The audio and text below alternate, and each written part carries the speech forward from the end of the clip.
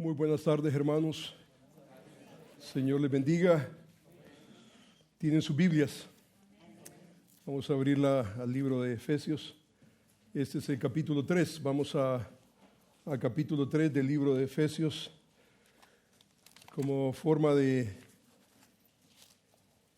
introducción general, quiero, hermanos, tomar por lo menos unos 2 minutitos para rendir un tributo a nuestro hermano pastor MacArthur. Nos hemos propuesto en esta conferencia de alguna manera reiterar el ministerio que él hizo en nuestra generación y mucho más allá de nuestra generación.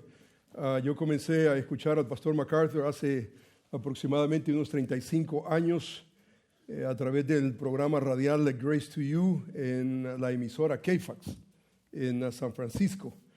Y con el tiempo mi admiración creció increíblemente, especialmente por la manera en cómo él exponía las Escrituras.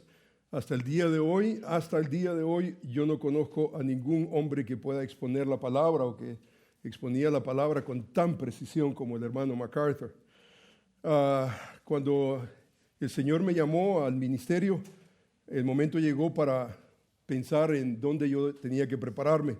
Para mí el llamado pastoral es un llamado a la preparación y yo sabía que nuestro hermano MacArthur era parte de TMS y entonces el deseo por prepararme creció increíblemente y terminé yo aquí en TMS para aprender no un estilo de predicación. Muchos confunden estilo de predicación expositiva a la diferencia de lo que es la predicación expositiva. Yo no vine a adquirir acá un estilo de predicación, sino a aprender a exponer la palabra de Dios, no importando el estilo del predicador. Y aquí aprendí, fue una oportunidad increíble.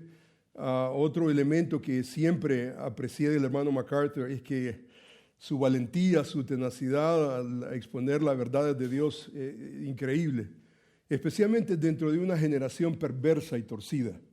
Nuestro hermano no tenía temor, él hablaba exactamente conforme a las Escrituras y para mí eso fue básicamente un impacto, él tuvo un impacto tremendo. Más adelante, con el tiempo, a medida que el Señor me ayudó a crecer en la gracia, en el ministerio, una de las oportunidades más valiosas que yo tuve fue en la oficina con él. En una ocasión estuve en su oficina y en ese momento me estaban considerando como miembro de la facultad del seminario.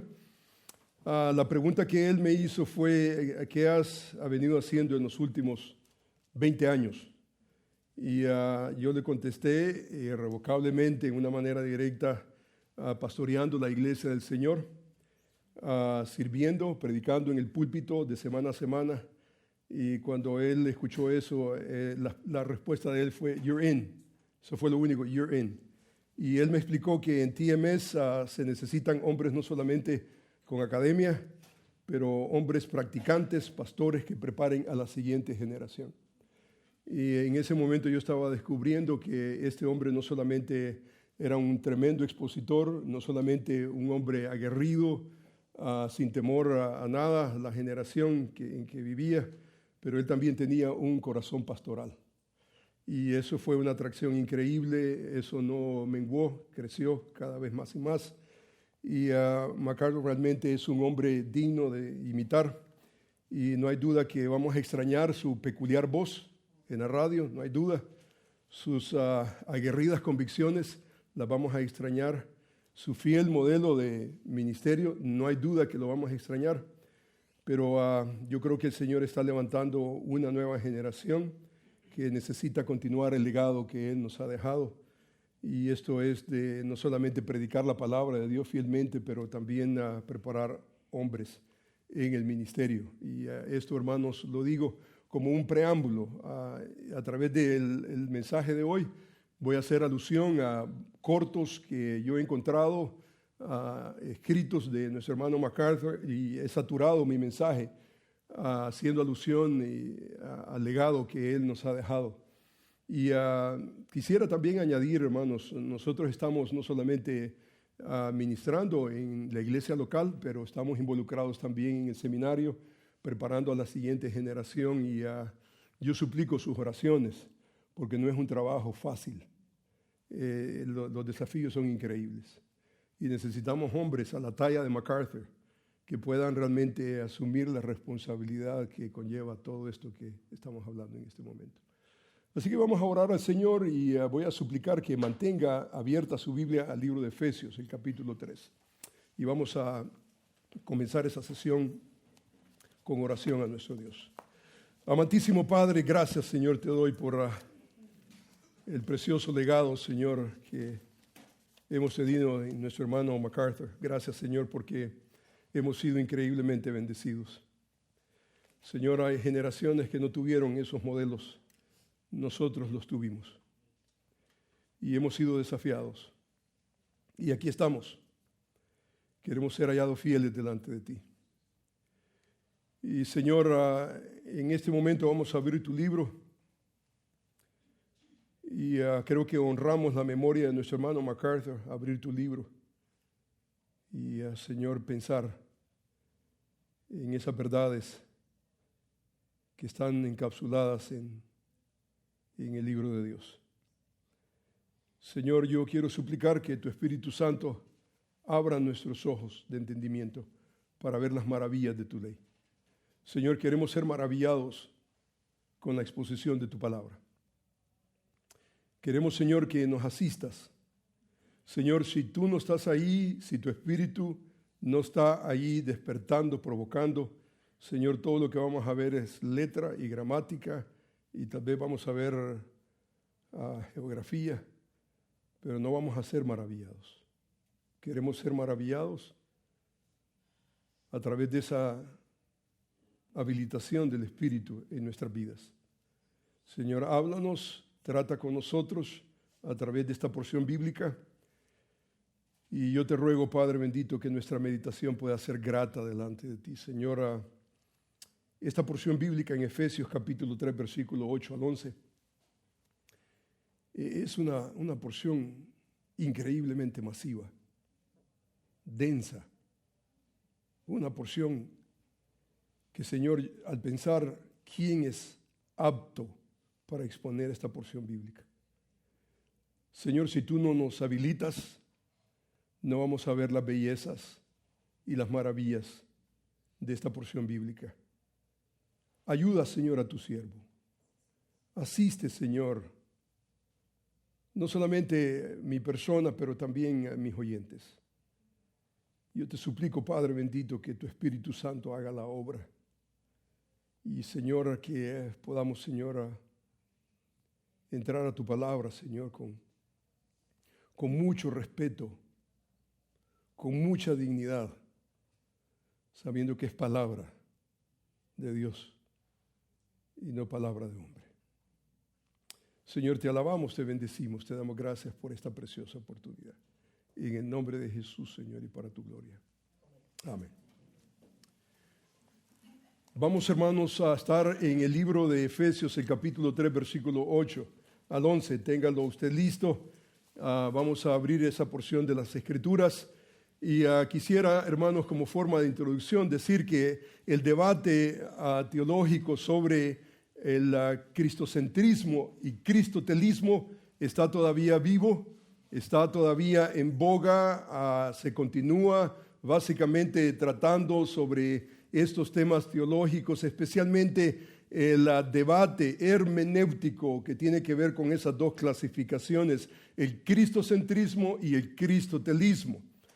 Como forma tal vez de despertar tal vez curiosidad o refrescar la memoria, la interpretación cristocéntrica lee el Antiguo Testamento especialmente de un punto de vista cristiano, teológico. En otras palabras, el cristocentrismo de alguna manera se pone los lentes hermenéuticos para tratar la manera de interpretar y especialmente el Antiguo Testamento, interpretarlo y encontrar a Cristo en cada página y en cada pasaje del Antiguo Testamento. Esta perspectiva básicamente reclama, dice que Cristo tiene que verse en cada texto del Antiguo Testamento Y cuando no se encuentra a Cristo, de alguna manera el intérprete tiene que imponer su teología con el fin que salga Cristo de alguna manera. El cristotelismo no niega encontrar a Cristo en el Antiguo Testamento. Sin embargo, hace la distinción que no todo pasaje del Antiguo Testamento revela a Cristo en una manera concreta, especialmente cuando se interpreta las Escrituras de un punto de vista histórico, gramatical, considerando al mismo tiempo su contexto, el pasaje dentro de su contexto. Ahora, el cristotelismo trata la manera de respetar el texto del Antiguo Testamento, no lo enmudece imponiendo un sistema teológico, sino que deja que el texto mismo, el texto básicamente es el rey y el texto es el que da la pauta. Si en el texto encontramos nosotros a Cristo, debemos nosotros de resaltar a Cristo. El cristocentrismo es un sistema que impone en las Escrituras un sistema foráneo muchas veces a las Escrituras. El cristocentrismo, por ejemplo, ha impactado la predicación evangélica en el sentido que todo mensaje debe de arribar de alguna de otra manera a Cristo. Y si el mensaje no termina con la persona de Cristo, su obra, entonces ellos claman que no es un sermón cristiano, pues ha negado de alguna manera la persona o la obra de Cristo. Esto se ve, por ejemplo, en mensajes que supuestamente son expositivos, donde Cristo no es revelado, pero de alguna manera mágica el intérprete hace gimnasia hermenéutica para descubrir a Cristo, cuando en la realidad el texto no lo marca de esa manera. Esta es la predicación que usualmente usted escucha, por ejemplo, en un tiempo de mi vida. Yo fui expuesto, por ejemplo, a una predicación que, por ejemplo, se hablaba de Levíticos, de Deuteronomio, se hablaba de cualquier pasaje del Antiguo y Nuevo Testamento, y de alguna manera 15 minutos tenía que salir Cristo, de alguna manera. El texto no tenía absolutamente nada que ver directamente, tenías que hacer algo. O sea, si yo me iba a la casa y abría la Biblia, este pasaje bíblico, yo me preguntaba, ¿dónde está Cristo? Ahí no está Cristo. Alguien impuso ahí a Cristo.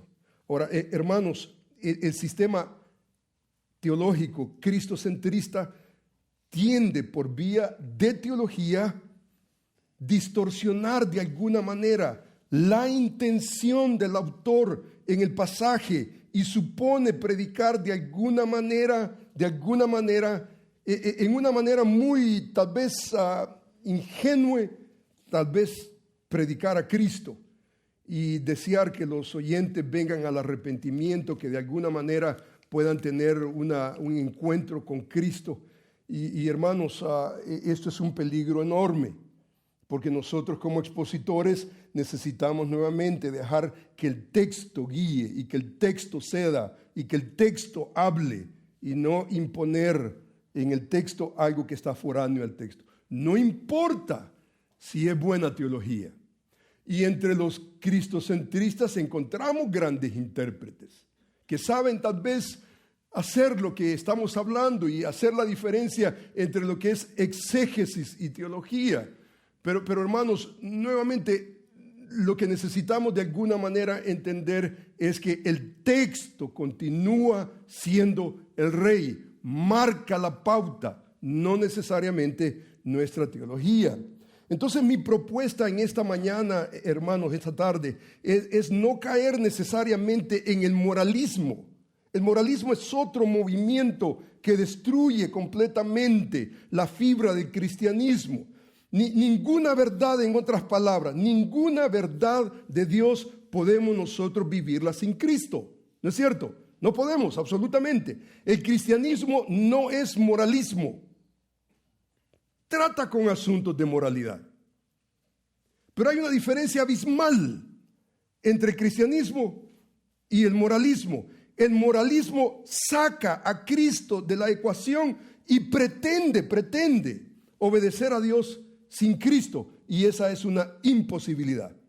No podemos nosotros negar a Cristo, no podemos nosotros hablar de moralidad si nosotros no hablamos de Cristo. Es más, yo estoy completamente convencido que nuestra generación no necesita nuestros valores cristianos, por más buenos que sean. Lo que nuestra generación necesita es a Cristo. Si nosotros tenemos los principios y las convicciones que tenemos, ¿es por qué? Porque tenemos a Cristo.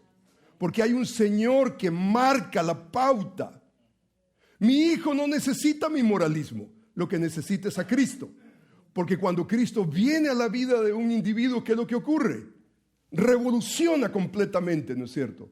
Toda nuestra conciencia y nuestra manera, nuestra cosmovisión completamente es alterada. Y entonces yo no estoy abogando bajo ningún punto de vista por ese moralismo vacío que niega a Cristo. Absolutamente.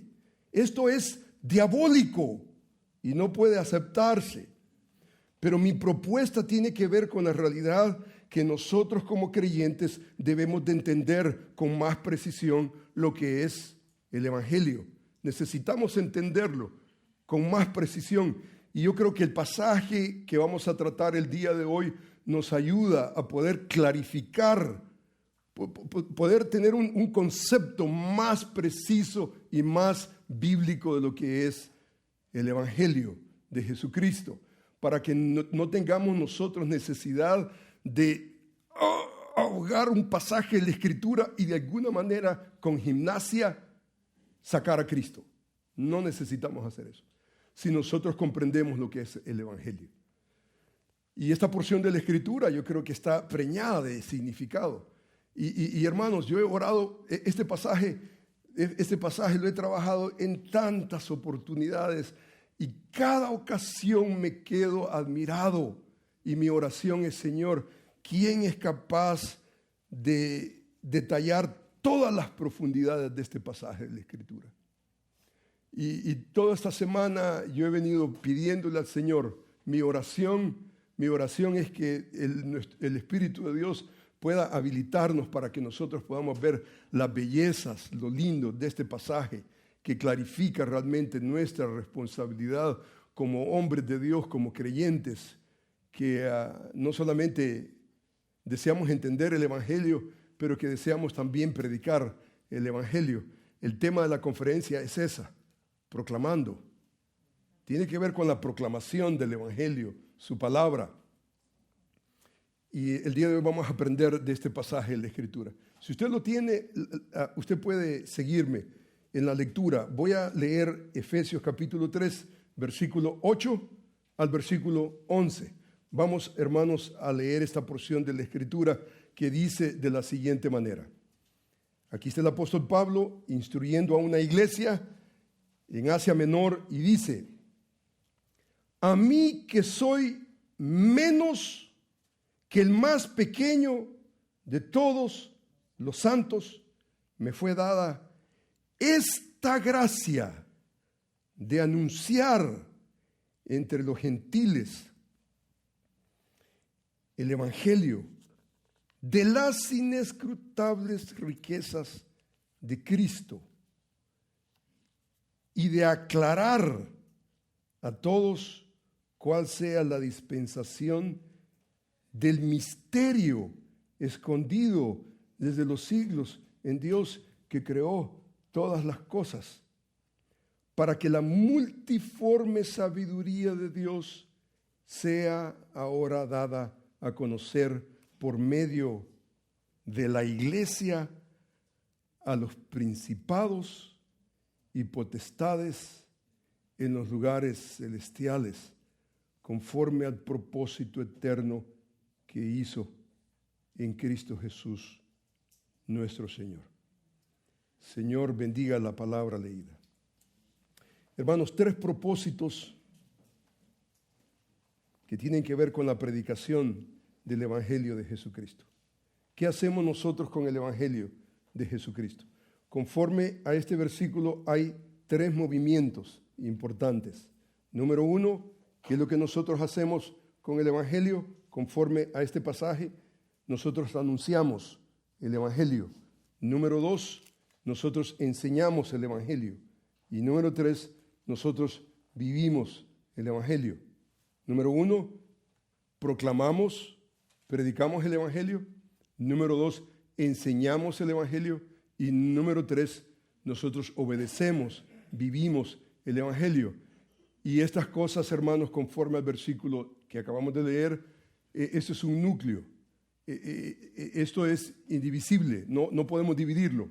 No podemos pensar en una idea acá, separada de la otra. Esa es una triada que necesitamos respetar tal y como es. O sea, la intención de Dios es, el propósito del Evangelio está ahí.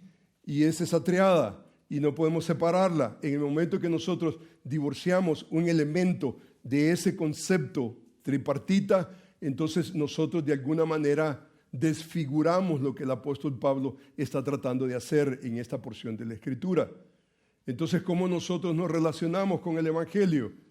Nosotros como hijos de Dios, como iglesia de Dios. Aquí está Pablo escribiendo a una iglesia. Él está hablando de su propia experiencia.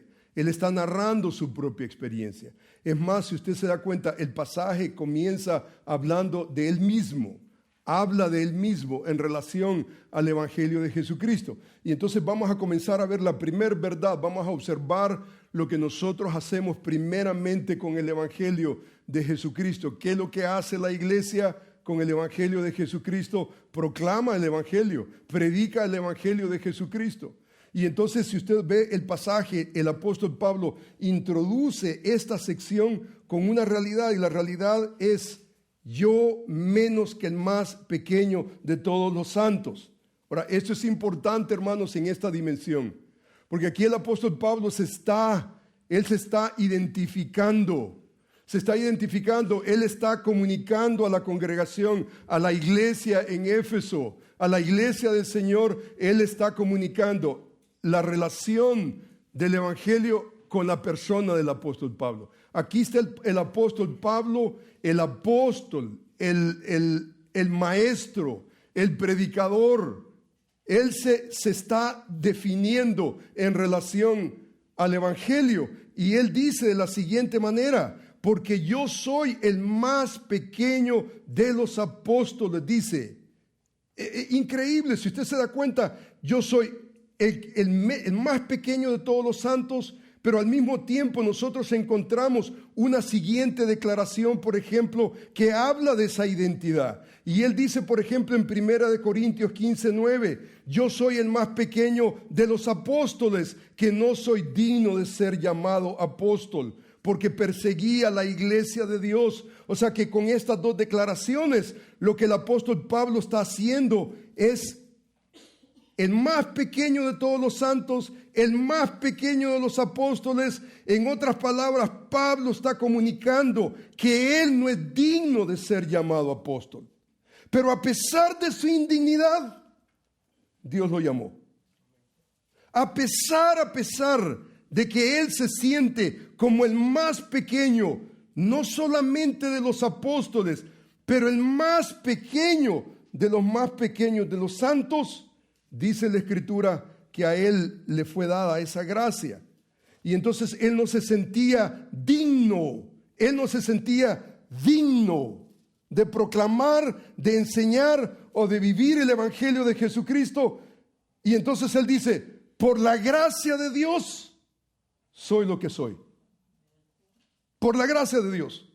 O sea que no hay absolutamente ningún merecimiento en mí. No hay cero. O sea, no puedo yo añadir absolutamente a la economía de Dios. Y es interesante, por ejemplo, que cuando el apóstol Pablo habla acerca del más pequeño, el hermano MacArthur, por ejemplo, él comenta y él dice que este es un comparativo que indica que es el mínimo de lo mínimo. O sea, no se trata de una humildad, dice MacArthur, fingida, sino de una evaluación honesta de sí mismo, debido a que tenía una comprensión, vea usted, número 1, una comprensión tan grande de la justicia de Dios, pero también tenía una comprensión, dice, tan clara de su propio pecado. Y hermanos, estos dos elementos nos llevan a crear una actitud en el momento en que nosotros predicamos el Evangelio de Jesucristo. Cuando nosotros entendemos que nuestro Dios es grande y entendemos nuestra bajeza, eso crea en nosotros una bancarrota espiritual en la cual necesitamos a Dios cada momento de nuestra vida. Y si usted no llega a esa bancarrota espiritual, usted no va a ser útil para el ministerio. Usted va a ser inútil para el ministerio. MacArthur continúa diciendo, él dice, Pablo no reclamó ninguna obra especial, santificadora. Dice, hasta el final de su vida, dice que él se consideró como el primero de los pecadores. De los pecadores, yo soy el primero. Y se sintió abrumado por su sentido de indignidad. Y esa actitud, dice él, no lo limitó a este hombre, sino que era la clave de su utilidad. ¿Usted quiere ser útil para el ministerio? Ese es el punto de partida. No es en la calle, sino delante de Dios, con una bancarrota espiritual, diciéndole, declarando, Señor, yo no soy nada en esta ecuación, pero tú eres todo. ¿Algún amén? Amén. Suena mejor. Aquí está Pablo, aquí está el apóstol Pablo, y usted se da cuenta que Pablo o Paulus significa pequeño en latín. Y tal vez Pablo llevó ese nombre porque se dio cuenta de lo insignificante que él era. Se llamaba a sí mismo el más pequeño. No solamente de los santos, pero de los apóstoles. Pero él fue apóstol, que es más que lo que nosotros todos pudiéramos afirmar. Ninguno de nosotros pudiéramos pensar en esa clasificación. Aquí él se llama el más pequeño de los santos, el más pequeño de todos los santos, menos que el más pequeño de todos los santos. En otras palabras, más adelante hemos observado primero de los pecadores.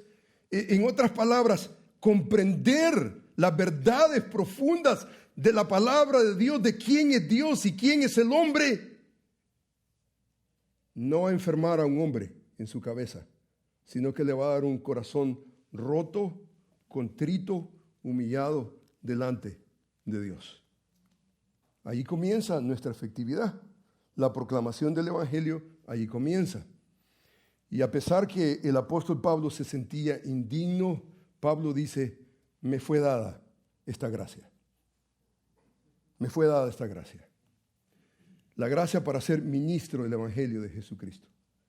En la correspondencia, por ejemplo, a los Corintios, él resalta, por ejemplo, la gracia de Dios. Y él dice, pero por la gracia de Dios soy lo que soy, y su gracia no ha sido en vano para conmigo. Antes he trabajado más que todos los apóstoles, pero no yo, sino la gracia de Dios en mí. Esa es la gracia de Dios en un hombre, de Dios. La gracia de Dios, usted la puede notar básicamente cuando ese hombre está completamente convencido que en él no hay nada digno. La dignidad no está en la persona, no está en la vasija, no es en usted ni en mí. La dignidad está en el Dios que nos ha llamado de las tinieblas a su luz admirable. Pablo estaba consciente de que Dios lo había llamado al ministerio, no por mérito propio, sino simplemente por la gracia de Dios. Él sabía que él había sido llamado para predicar el Evangelio de Jesucristo, y él constantemente en sus cartas está corroborando esta realidad. Él dice, por ejemplo, para esto fui yo constituido, dice apóstol, maestro, y dice predicador. Yo fui constituido, dice predicador, apóstol, maestro. Constantemente el apóstol Pablo está haciendo esa afirmación. Y hermanos, no solamente predicador, maestro, apóstol. Él se veía como predicador, se veía como apóstol enviado, pero él se veía también como maestro. Y yo creo que en cada generación, Dios está en el negocio de llamar la vida de ciertos individuos para ese ministerio de la predicación. Y Dios está constantemente, en el libro de Romanos, por ejemplo, si nosotros creemos, por ejemplo, Romanos 10, ¿cómo pues invocarán en aquel que no han creído? ¿Y cómo creerán en aquel a quien no han oído? ¿Y cómo oirán sin haber quien les predique? ¿Y cómo predicarán si no fueren enviados? Como está escrito, cuán hermosos son los pies que anuncian la paz, los que anuncian buenas nuevas. O sea, si nosotros creemos las Escrituras, entonces en cada generación Dios va a tener hombres definidos, completamente definidos, que viven en bancarrota espiritual cada momento de su vida. En cada momento ellos no están funcionando en la carne, no operan según la carne, no operan según sus habilidades naturales, por más buenas que sean.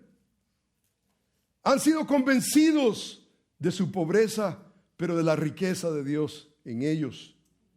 Y entonces vemos un aspecto importante. El primer aspecto que encontramos en el texto es la realidad de su actitud ante el ministerio, pero encontramos un segundo aspecto que Pablo indica en este pasaje de la Escritura, que habla acerca de su responsabilidad directamente, y él habla acerca de anunciar el Evangelio. Anunciar el Evangelio es un verbo en el original. Evangelizo es la palabra que significa traer buenas de salvación.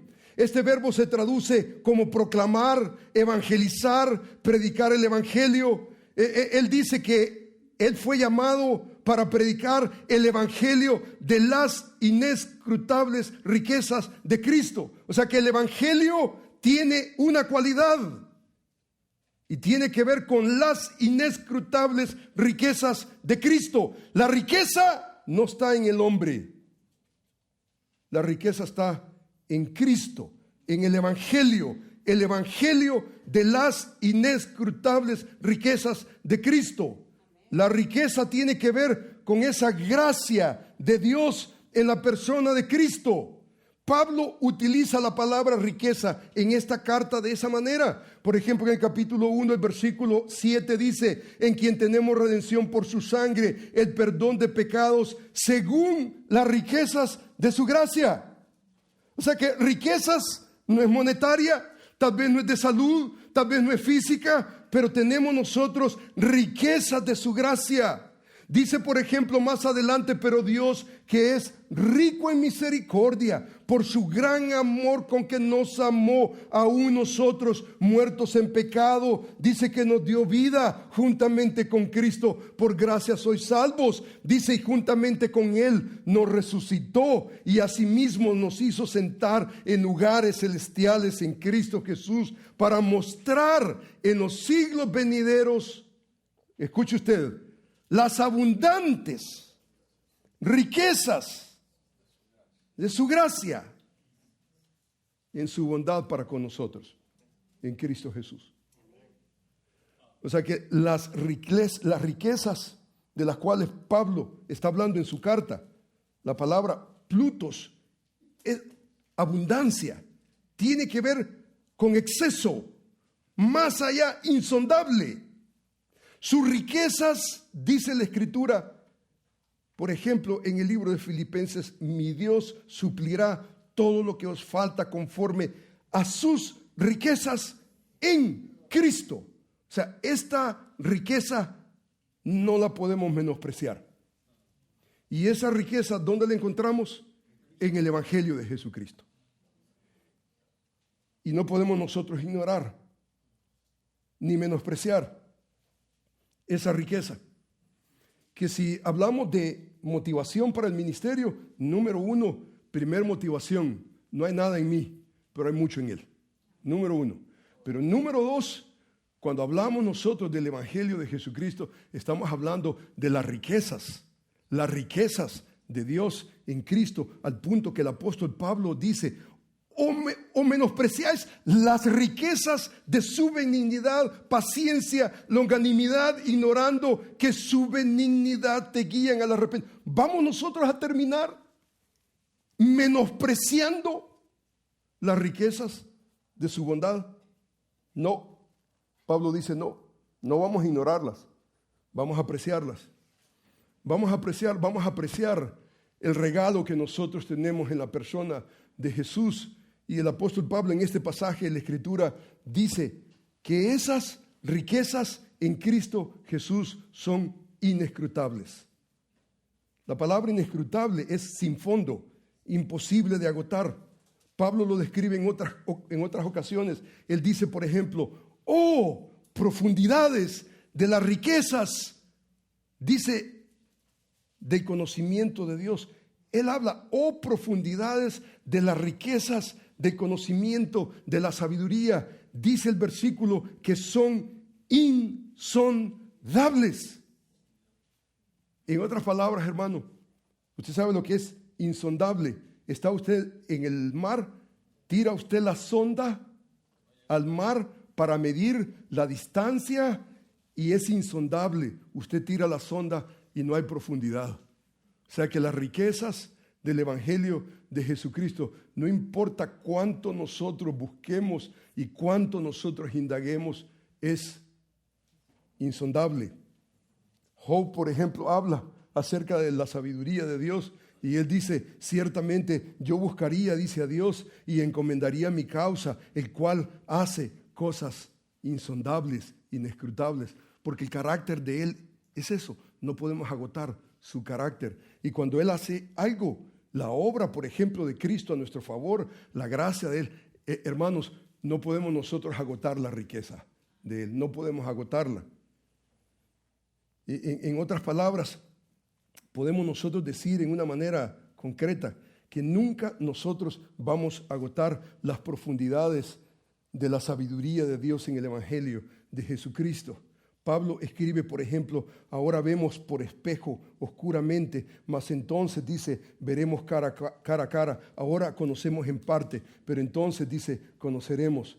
Cuando lleguemos a ese momento, en gloria, nosotros vamos a tener una capacidad que en este momento simplemente no podemos, no hay manera. El día de mañana voy a dar una ponencia en el libro de Éxodo, el capítulo 34. Increíble, hermanos, cómo ese pasaje habla de nuestra naturaleza limitada, increíblemente limitada, pero la grandeza de Dios ilimitada. Entonces, anunciar, hermanos, el Evangelio de Jesucristo es una actividad que no solamente viene de un hombre de Dios que ha sido llamado al Evangelio, pero usted se da cuenta, por ejemplo, en este momento yo estoy trabajando en el libro de los Hechos y estoy haciendo un estudio exhausto en el libro de los Hechos. He venido trabajando por décadas en el libro de los Hechos. Más adelante eso va a tomar una forma diferente. Pero, hermanos, cada vez encuentro cosas increíbles. Y usted observa, por ejemplo, la trayectoria del libro de los Hechos desde Jerusalén hasta lo último de la tierra. Usted observa, por ejemplo, que el Evangelio de Jesucristo es predicado. Uno de los temas principales del libro de los Hechos es que a pesar de que Pablo está en la cárcel, la palabra corre. A pesar de que hay situaciones difíciles, queda, por ejemplo, en el capítulo 7, Esteban predicó un sermón y le costó la vida, pero la palabra de Dios sigue corriendo. Porque aquí no se trata de tu persona, no es tu historia, sino la historia redentora de Dios a través de su Hijo Jesucristo. Entonces el tema predilecto es ese. La palabra está corriendo. Y uno de los elementos que ustedes observan en el libro de los Hechos es esta constancia. Por ejemplo, el capítulo 8 del libro de los Hechos dice, pero los que fueron esparcidos iban por todas partes anunciando el Evangelio. Exactamente el mismo verbo. Anunciando el Evangelio. Esos no son los apóstoles. Dice la Escritura, todos los que fueron esparcidos a causa de la persecución iban predicando el Evangelio. Más adelante nosotros vemos en el capítulo 8, versículo 12, pero cuando creyeron a Felipe, que no era un apóstol, no era ni siquiera un anciano, era probablemente un diácono, un servidor, dice que anunciaba el Evangelio del reino y el nombre de Jesucristo. Mire qué interesante, anunciaba el Evangelio del reino de Dios y el nombre de Jesucristo, y se bautizaban hombres y mujeres. Pasaje increíblemente estratégico que tiene que ver con nuestra eclesiología, porque esto habla no solamente del anuncio del Evangelio, pero el Evangelio del reino de Dios. El Evangelio de Jesucristo nos hace entrar al reino. Y hay un rey que se llama Jesucristo. Y dice que se bautizaban hombres y mujeres. Cuando usted relaciona este pasaje con el capítulo 2 del libro de los Hechos, usted se da cuenta que la secuencia era: los que respondieron a su palabra fueron bautizados y se añadieron aquel día como 5,000. ¿A qué se añadían? A la iglesia del Señor. Porque, hermanos, no hay tal cosa como un cristiano solitario, un llanero solitario, solito. No, Dios salva a alguien e inmediatamente lo une a una iglesia local donde necesitan enseñarle el ABC de la vida cristiana y necesitan enseñarle lo que es la gran comisión. Dice la Escritura que ellos, habiendo testificado la palabra de Dios, se volvieron a Jerusalén y en muchas poblaciones de los samaritanos anunciaban el evangelio de Jesucristo. Dice que Felipe, dice, se encontró en Azoto, pasando, dice, anunciaba el evangelio en todas las ciudades hasta que llegó a Cesarea. O sea que el orden era ese, el orden era la gente, los hermanos, los creyentes que habían sido redimidos por la sangre de Jesucristo. Persecución, iban por todas partes. Entonces la pregunta es: ¿qué diferencia hay entre estos comunes hermanos de la fe a diferencia de nosotros como ministros? La Escritura, hermanos, nos enseña, la Escritura nos enseña que Dios, dice, estableció, constituyó, dice, en el cuerpo de Cristo a unos, dice, apóstoles, a otros, dice, evangelistas, pastores y maestros. ¿Para qué? Dice, para la perfección de los santos. O sea que hay una diferencia enorme, hermano, increíble. El evangelista, ¿para qué está? El evangelista no está para predicar el evangelio. Predicamos el evangelio no en virtud de nuestro llamado. Predicamos el evangelio en virtud de que hemos sido salvos. Y que el evangelio de Jesucristo ya tiene morada en nosotros. Pero ¿qué hacemos nosotros como hombres de Dios? De alguna manera nosotros capacitamos a otros para la obra del ministerio. Nuestro llamado no es solamente predicar el evangelio, pero necesitamos capacitar a una generación para que no importa dónde el Señor nos lleve. ¿Qué es lo que nosotros llevamos? Llevamos consigo el evangelio de Jesucristo. Y el evangelio de Jesucristo es rico, increíblemente rico de gracia. La palabra evangelio en sí mismo, ¿qué es el evangelio? El evangelio tiene que ver con la realidad que Dios es santo, nosotros somos pecadores y Jesús murió por nosotros para el perdón de los pecados y nos manda a arrepentirnos de nuestros pecados y creer en Él como el Señor y el Salvador de nuestras vidas. Ese es el evangelio. Evangelizar entonces tiene que ver con esa proclamación, la proclamación de las buenas nuevas de salvación. Dios envió a su Hijo unigénito al mundo a morir por nuestros pecados. Él resucitó al tercer día conforme a las Escrituras y como Señor soberano ofrece perdón y el Espíritu Santo a todo aquel que se arrepiente y cree en Él. El que no se arrepiente dice que ya ha sido condenado. El evangelio no es reconciliarnos entonces con nosotros mismos, sino que Él nos reconcilia. De tal manera amó Dios al mundo que dio a su Hijo unigénito. O sea que el evangelismo es recibir esa reconciliación que Dios ha hecho posible solamente en la persona y la obra de Cristo. J.I. Packer, por ejemplo, escribe correctamente y él dice que el evangelismo tiene que ver con las noticias acerca de Jesús de Nazaret, el acontecimiento de la encarnación, la expiación, el reino, la cuna, la cruz, la corona del Hijo de Dios, la historia de cómo Dios glorificó a su siervo Jesús, haciéndole el Cristo, el príncipe, el Salvador, que por tanto tiempo el mundo había esperado. El relato de cómo Dios había encarnado a su Hijo y cómo lo había hecho rey, profeta, sacerdote. El relato de cómo en su oficio de sacerdote se sacrificó por los pecados del mundo. Su oficio de profeta, él dio la ley a su pueblo. Y en su oficio de rey, él es el juez que en el Antiguo Testamento pertenecía exclusivamente a Jehová.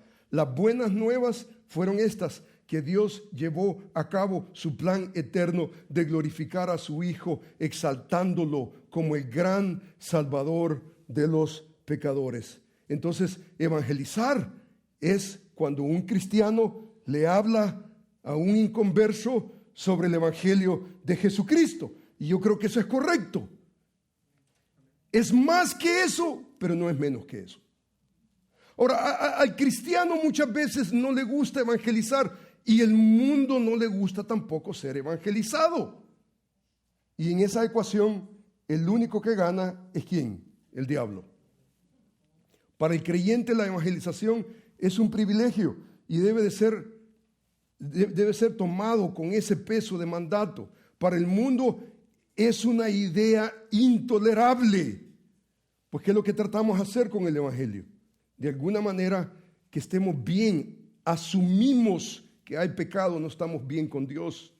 El cristianismo no puede dejar el evangelismo a los profesionales. Creemos que en la soberanía de Dios, Dios nos manda a todos como iglesia, nos da la responsabilidad de predicar el evangelio de Jesucristo. Pablo, por ejemplo, si regresamos al pasaje que estamos tratando, él añade y él dice, por ejemplo, que él dice que fue llamado para la predicación de los gentiles. Pablo se consideraba como el apóstol de los gentiles y la realidad es que el hombre de Dios es llamado por Dios para predicar el evangelio de Jesucristo, que es el poder de Dios para salvación a todo aquel que cree. Pero si usted se da cuenta, la Escritura constantemente nos está diciendo, cumple tu ministerio, haz la obra de evangelista. Y eso de cumplir la obra de evangelista, cumple tu ministerio, tiene que ver no solamente con la realidad de que nosotros somos practicantes, pero nosotros de alguna manera buscamos oportunidades para capacitar a la grey de Dios, para que nosotros como iglesia hagamos la obra de evangelismo. Esa obra de evangelismo tiene que pasar en el púlpito y tiene que pasar en las calles y tiene que pasar en las comidas que hacemos. Ese evangelio tiene que pasar en las casas. No importa dónde nosotros estemos, el evangelio de Jesucristo debe de permear todo lo que nosotros somos. El evangelio debe de ser de una de otra manera predicado. Todo nuestro ambiente debe de estar saturado por el evangelio de Jesucristo. Algunos creyentes que están comenzando tal vez no tendrán la habilidad que un pastor tal vez tenga para predicar el evangelio.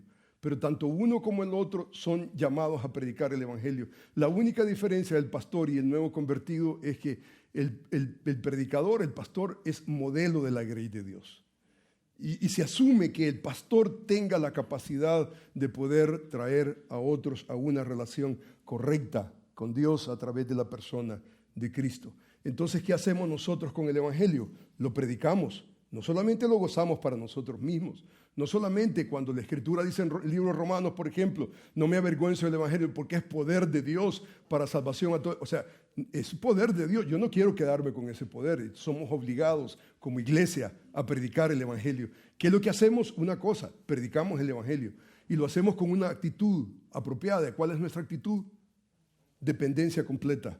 No en ti, no en mí, no en mis habilidades, sino en las habilidades que solamente Dios da. Número 2, observe usted conmigo el texto. ¿Qué es lo que hacemos con el evangelio? Número 1, lo predicamos, pero número 2, enseñamos el evangelio de Jesucristo. Si usted observa, el versículo dice, para aclarar a todos cuál sea la dispensación del misterio escondido desde los siglos en Dios que creó todas las cosas. ¿Qué hacemos nosotros con el evangelio? Nosotros predicamos el evangelio, pero nosotros también aclaramos. La palabra aclarar es muy importante. Vamos a observarla en unos momentos. Pero usted se da cuenta, dice aclarar a todos cuál es la dispensación del misterio. Misterio. ¿De qué misterio está hablando el apóstol Pablo? Ahora, usted lee la carta de Efesios, en 7 ocasiones aparece la palabra misterio. En el capítulo 3, nuestro pasaje ocurre en 4 ocasiones. O sea que la sección nuestra tiene que ver con ¿qué? Con el misterio. Tiene que ver con el misterio. Ahora la pregunta es cómo el apóstol Pablo utiliza la palabra misterio. ¿Cómo la está utilizando? Y hermano, esto es increíblemente instrumental para entender la tercera parte, que yo creo que es la más complicada del pasaje bíblico. Pero mire conmigo cómo el apóstol Pablo utiliza la palabra misterio. Por ejemplo, en el capítulo 1, si usted tiene su Biblia abierta, el capítulo 1, el versículo 9, él dice, dándonos a conocer el misterio de su voluntad, hablando de Dios. Versículo 3, dándonos a conocer el misterio de su voluntad, según su beneplácito, el cual se había propuesto en sí mismo de reunir todas las cosas en Cristo, en la dispensación del cumplimiento de los tiempos, así las que están en los cielos como las que están en la tierra. O sea, en otras palabras, ese misterio del cual Pablo se está refiriendo en toda su carta tiene que ver con la voluntad de Dios. El misterio consiste en la voluntad del Padre en cumplir todas las cosas en Cristo, en la dispensación del cumplimiento de los tiempos, tanto aquí en los cielos, aquí en la tierra como en los cielos. O sea, el apóstol está hablando del misterio. Ese misterio tiene impacto, influencia, no solamente aquí en la tierra, pero en el cielo. Y esto es instrumental para lo que viene en unos momentos. Pero si usted observa, la siguiente cita la encontramos en el capítulo 3. El capítulo 3 está preñado del misterio del cual el apóstol Pablo está hablando. Y si usted observa el capítulo 3, versículo 1, él dice lo siguiente: por esta causa yo Pablo, prisionero de Cristo, según dice, por vosotros los gentiles, si es que habéis oído de la administración de la gracia de Dios que me fue dada para con vosotros, que por revelación me fue declarado, ¿qué cosa? El misterio. Ahora, ve usted, por revelación, o sea, Pablo recibió revelación de parte de Dios, ¿para qué cosa? Dice el versículo, mire conmigo, dice que por revelación me fue declarado el misterio, como antes lo he escrito brevemente, leyendo lo cual podéis entender cuál sea mi conocimiento en el misterio de Cristo. O sea, en otras palabras, ese misterio podemos entenderlo. ¿Y cómo entendemos ese misterio? ¿Cómo lo entendemos? Leyéndolo. Excelente. ¿Dónde está el hermano que dijo leyéndolo? ¡Qué excelente! Leyéndolo. Pablo dice que leyéndolo podéis entender cuál es mi comprensión en el misterio de ¿qué? Misterio de Cristo. O sea, si usted observa, hermano, el evangelio necesitamos nosotros predicarlo, pero el evangelio necesitamos esclarecerlo. Tenemos la responsabilidad no solamente que la gente se arrepienta de sus pecados y que ponga su fe en Cristo Jesús, pero esa gente que está respondiendo al evangelio de Jesucristo, nosotros necesitamos enseñarles el evangelio de Jesucristo. El evangelio que él dice, por ejemplo, misterio que en otras generaciones no se dio a conocer a los hijos de los hombres, como ahora es revelado a sus apóstoles y profetas en el Espíritu. O sea que este misterio estaba revelado en el Antiguo Testamento. Nosotros leemos profecías mesiánicas en el Antiguo Testamento. Ya incipientemente lo vemos en el Antiguo Testamento.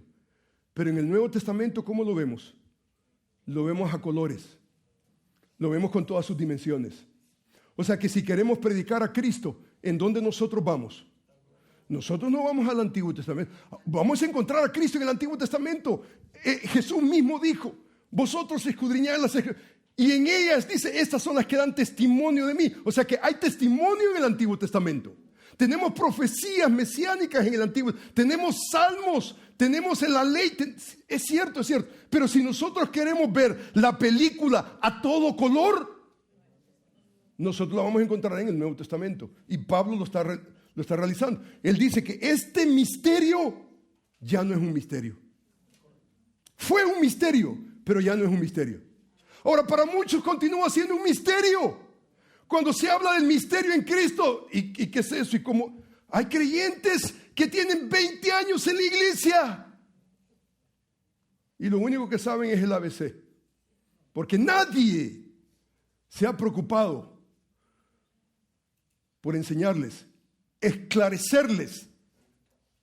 Hermanos, ¿qué hacemos con el evangelio? Lo predicamos. Gente tiene que responder al evangelio en arrepentimiento y en fe, pero eso no es la única parte. Esa es una parte del trípode. Pero ¿qué es lo que necesitamos hacer? Necesitamos esclarecer. Y hay muchos hermanos para esto que no tenemos el tiempo para hacerlo. Vamos, hermanos, a continuar, porque el punto número 3 tiene que ver con, creo yo, el aspecto más difícil. Y esto tiene que ver con el aspecto de vivir el evangelio. Vivir el evangelio. Si usted observa, el versículo dice de la siguiente manera. Dice, para dar a conocer la multiforme sabiduría de Dios. ¿A quién? Hermanos, ¿a quién? Hello. Hermanos, ¿a quién? ¿Alguien dijo a la iglesia? No. Mira lo que dice la Escritura. Dice el versículo, para dar a conocer la multiforme sabiduría de Dios. ¿A quién? A los principados y potestades en los lugares celestiales o celestes. Hermano, esta no es una dimensión terrenal. Esto no es terrenal. La dimensión de predicar el evangelio y enseñar el evangelio es terrenal, pero esta dimensión no es terrenal. Esta no es terrenal. Y esto, hermano, es fascinante, el evangelio de Jesucristo. Esto la iglesia de alguna manera necesita percatarlo y entenderlo, porque esto nos va a poner a nosotros en una perspectiva completamente diferente. Y tratemos la manera de observar el pasaje. Específicamente, Pablo está añadiendo un propósito específico de las dos actividades que está hablando. Usa dos infinitivos, el anunciar y el aclarar. Pero en el versículo 10 dice, para que la multiforme sabiduría de Dios sea ahora, no mañana, ahora, dada a conocer por medio de la iglesia. ¿Quién es el sujeto? ¿Quién hace la acción? La iglesia está haciendo la acción de dar a conocer a quiénes. ¿Quién es el recipiente de esa acción? Los principados, potestades. ¿En dónde están estos? En los lugares celestiales. Ahora, hermano, dar a conocer, norizo es la palabra, tiene que ver con aclarar, tiene que ver con informar. Lo contrario de dar a conocer es esconder, mantenerlo en secreto. Y esa no es la intención de la iglesia. Ahora, si usted observa el vocabulario que Pablo está utilizando, Pablo utiliza la palabra sabiduría y le llama la multiforme sabiduría de Dios. Esa nosotros la damos a conocer a los principados en los lugares celestiales. No es aquí. O sea que esta dimensión no es en este plano. Es un plano no terrenal, sino celestial. Y dice el versículo bíblico, mire qué interesante lo que dice. La iglesia, que es el sujeto, está supuesta a hacer algo, y es dar a conocer esa multisabiduría de Dios. Pero el asunto, hermanos, que los dos verbos que se utilizan anteriormente son dos verbos infinitivos, pero el tercer verbo, dar a conocer, es una voz pasiva. ¿Usted se da cuenta de lo que significa esto? De que ese verbo sea una voz pasiva. Una voz pasiva, lo que significa, ¿qué cosa es? Lo que eso significa es que alguien está recibiendo la acción. Esto no es de nosotros ir. Nosotros, ¿qué es lo que hacemos como iglesia? Vamos y predicamos. y vamos y enseñamos. Pero esto es una voz pasiva. Es una voz pasiva. Escuche esto, está profundo para mí. Es increíble. Yo he adorado al Señor. No se imagina cómo he adorado al Señor todo este tiempo pensando en esta verdad. Y esta es la verdad linda, preciosa. Que a medida que alguien predica el Evangelio de Jesucristo, enseña el Evangelio de Jesucristo, eso produce en nosotros una sabiduría. Es la sabiduría de Dios que es multiforme. Es como un diamante. Usted voltea y entonces usted ve una faceta de la sabiduría de Dios que tiene que ver con el Evangelio de Jesucristo. Y aquí está la iglesia. La iglesia está involucrada en eso. Que a medida que el predicador, el pastor, predica la Escritura y enseña la Escritura, el Evangelio de Jesucristo, ¿qué es lo que genera en la iglesia? Se llama sabiduría. Eso es sabiduría. Sabiduría no es solamente conocimiento. ¿Sabiduría qué es? Sabiduría es aprender a ver la vida del punto de vista de Dios y ajustarnos, vivir a la manera de Dios, vivir a la manera del Evangelio de Jesucristo. Y eso de alguna manera está generando pasivamente un mensaje a los ángeles. La iglesia hace eso. La iglesia no está conectada solamente con el mundo. La iglesia no está conectada solamente con los santos. La iglesia está conectada ahora, hoy. Está conectada y está conectada, dice la Escritura, con los principados, potestades en los lugares celestiales. Y hermanos, la realidad de que nosotros estamos comunicando un mensaje, y este no es al mundo que está a nuestro alrededor, sino a los ángeles. Y usted se pregunta, ¿quiénes son esos principados, potestades? Número uno, necesitamos entender que están en los lugares celestiales. Otras versiones dice en las regiones celestes. En otras palabras, ese concepto de, nuevamente, arquis y exousias, tiene que ver que estos no son humanos. Nuestra responsabilidad no es con los humanos en el tercer punto. No son humanos, son seres angelicales. Están en los lugares celestiales. Y yo creo que esto tiene que ver con los ángeles. MacArthur, por ejemplo, dice, Dios ha creado la iglesia con el propósito de manifestar su gran sabiduría ante los ángeles, tanto como los impíos como los buenos. La iglesia comunica sin palabras, sin necesidad de ir. Está comunicando a los ángeles un mensaje. Y yo creo que el mensaje que le da, por ejemplo, a los ángeles caídos, el mensaje que le da básicamente a los ángeles caídos es el siguiente: el plan de Dios, el plan que Dios originó antes de la fundación del mundo, está en marcha, se está llevando a cabo, está trabajando. Mira mi vida. Se me ha predicado el Evangelio de Jesucristo, se me ha enseñado el Evangelio de Jesucristo, la multisabiduría de Dios, la multiforme sabiduría de Dios está en mi vida. Y entonces la pregunta es, ¿cómo nosotros comunicamos ese mensaje a los ángeles caídos? Lo que estamos diciendo es, mira, los propósitos de Dios eternos se están cumpliendo en mi vida, en mi obediencia. Y a medida que la iglesia es obediente, la iglesia está radiando, está comunicando un mensaje contundente. Pero hermanos, nosotros también comunicamos a los buenos ángeles. La actividad de los ángeles, por ejemplo, en las Escrituras es increíblemente inmensa, preciosa. Yo di una serie sobre la actividad de los ángeles en las Escrituras hace un tiempo atrás y descubrí que los ángeles son parte de ese misterio en relación a la iglesia. Por ejemplo, los ángeles, si usted se da cuenta, no son omniscientes. ¿Qué es lo que hace la iglesia? Da a conocer a los ángeles. Entonces, los ángeles no saben lo que está ocurriendo acá. Y entonces, ¿qué es lo que hace la iglesia? La actividad de la iglesia básicamente es comunicar lo que los ángeles no hacen. Y entonces los ángeles buenos, ¿qué hacen con esa información? Por ejemplo, la Escritura dice que hay más gozo delante de los ángeles de Dios por un pecador que se arrepiente. ¿Por qué? Ellos están involucrados. Ellos están involucrados en ese misterio. Usted se da cuenta que dice la Escritura, por ejemplo, fenomenal esto, por ejemplo, increíble. 1 Corintios 11, versículo 10 dice, por lo cual la mujer debe tener señal de autoridad sobre su cabeza por causa de los ángeles.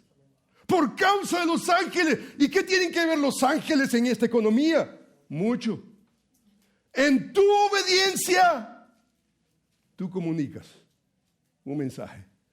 Cuando entiendes el Evangelio de Jesucristo, cuando alguien te ha enseñado el Evangelio de Jesucristo, y tú sabes que no puedes vivir ya a tu manera, sino a la manera de Dios,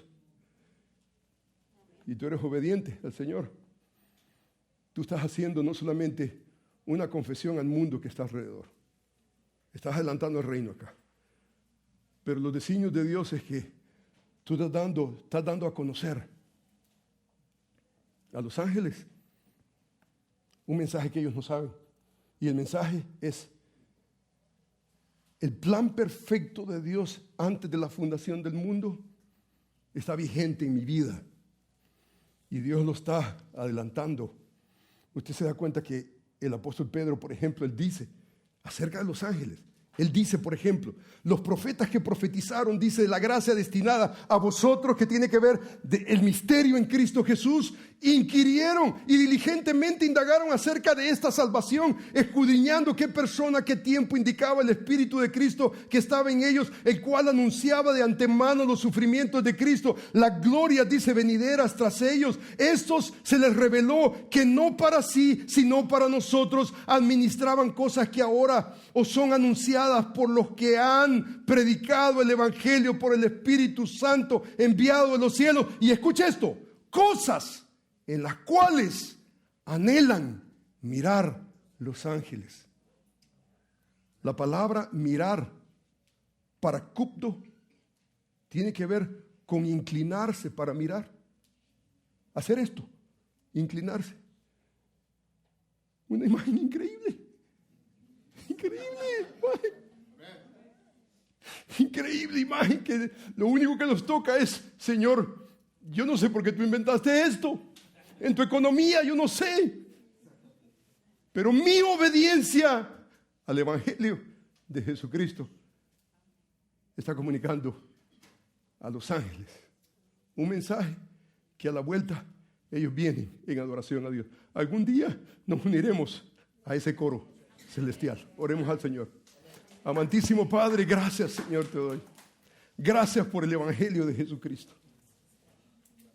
Señor, yo te alabo porque entre más entendemos las insondables riquezas de tu amor y tu bondad, más, Señor, nos sorprendemos y caemos rendidos delante de ti en adoración por lo que tú eres, por lo que haces. Gracias, Señor, porque cuando tú salvas a un hombre, a una mujer, lo unes al cuerpo de Cristo, que es la iglesia. Y como iglesia estamos activamente.